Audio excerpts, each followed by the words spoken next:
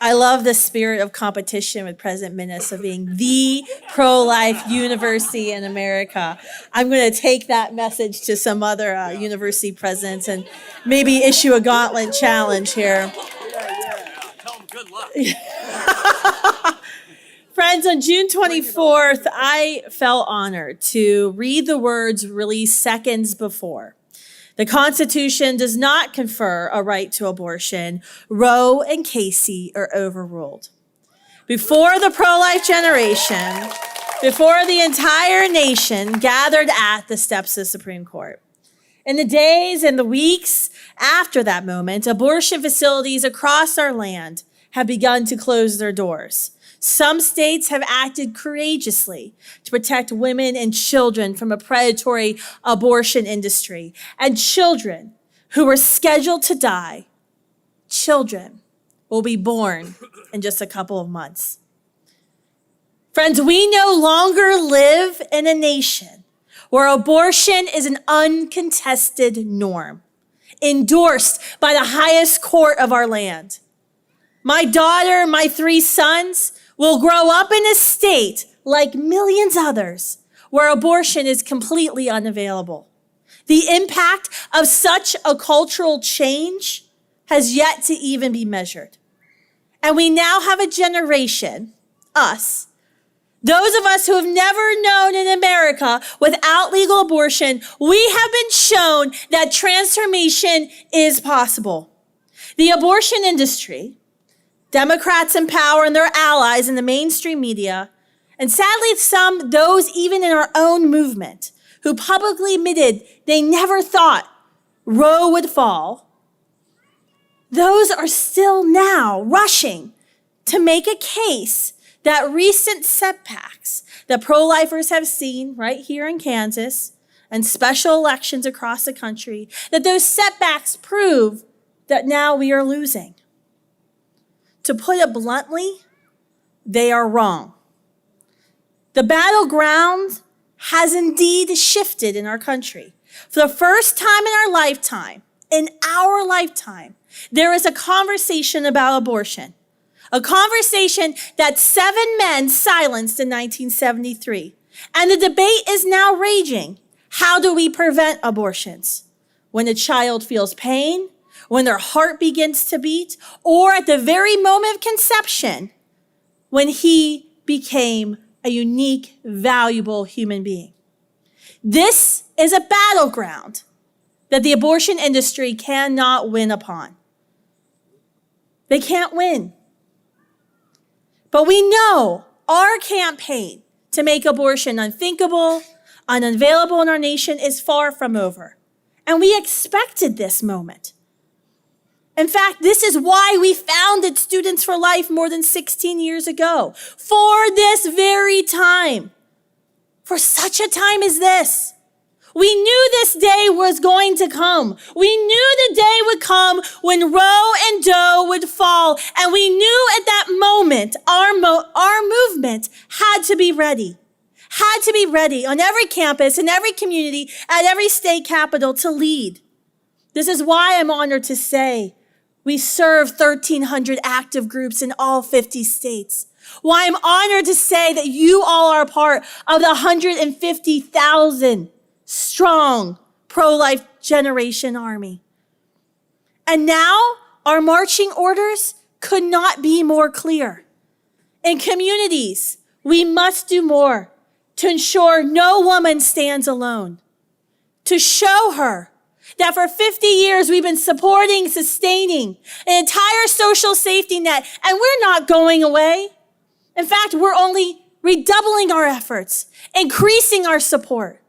But sadly, 75% of the neighbors we have spoken with in 120,000 homes this past year do not know that nonviolent healthcare alternatives even exist in their community.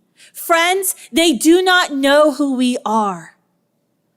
They do not know that we care more. At our state capitals, we have to demand that our neighbors, those elected officials that we see at Mass, that we see in the grocery store, that they stand courageously, that they take that 100% pro-life rating that they've always been so proud to have when it comes to election time, and when they recruit you to knock on doors, that they do the hard things. On Capitol Hill, we have to work to see life protected at the moment of conception. And that means from California to New Mexico to New York and to Maine. But in order to achieve this roadmap, the first thing we need to do is we must be unafraid. Unafraid to speak about the violence of abortion and the extremism of those who advocate for it. And we must do so boldly.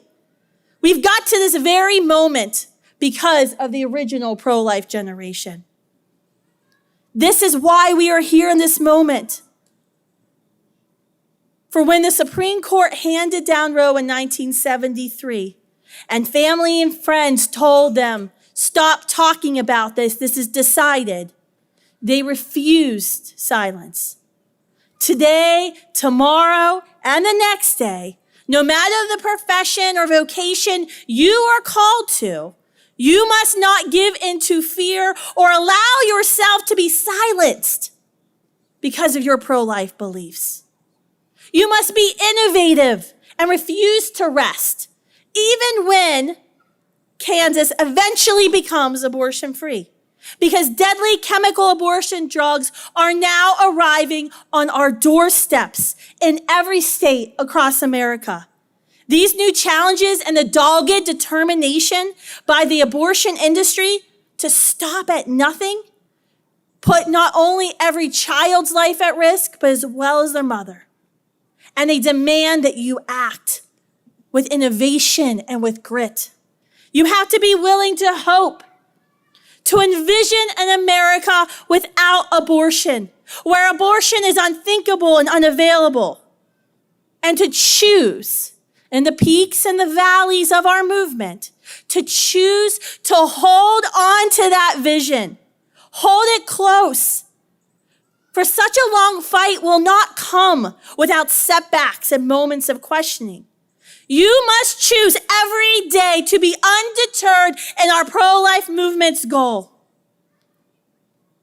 Friends, when President Lincoln issued the Emancipation Proclamation, it did not mean that the day after slavery would end. It did not mean an end to segregation. It did not mean an instant end to discrimination.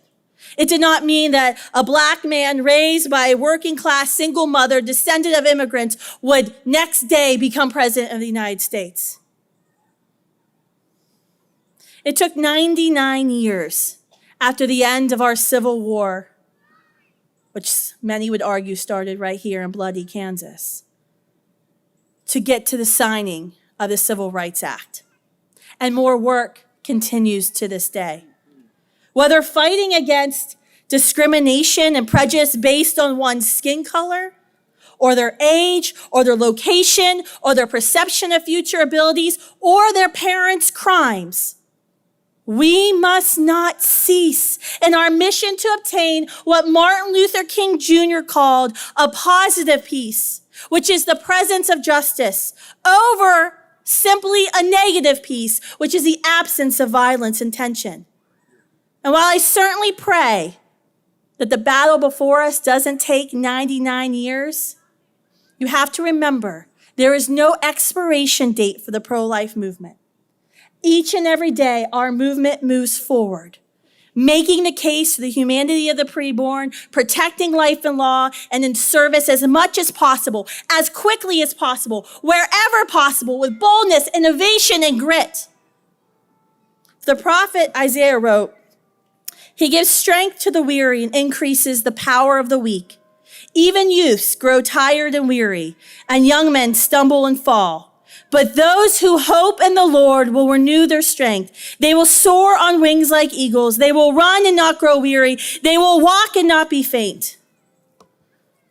Pro-life Gen, seeing Roe reversed was not our victory. It was our triumph. It was an honor to say that we played a part in that moment. but it's not our victory. Our victory will be in what comes next, and the courage and the perseverance to do the hard thing, to always seek a positive peace, to put our nation back together by making abortion unthinkable and unavailable in our lifetime.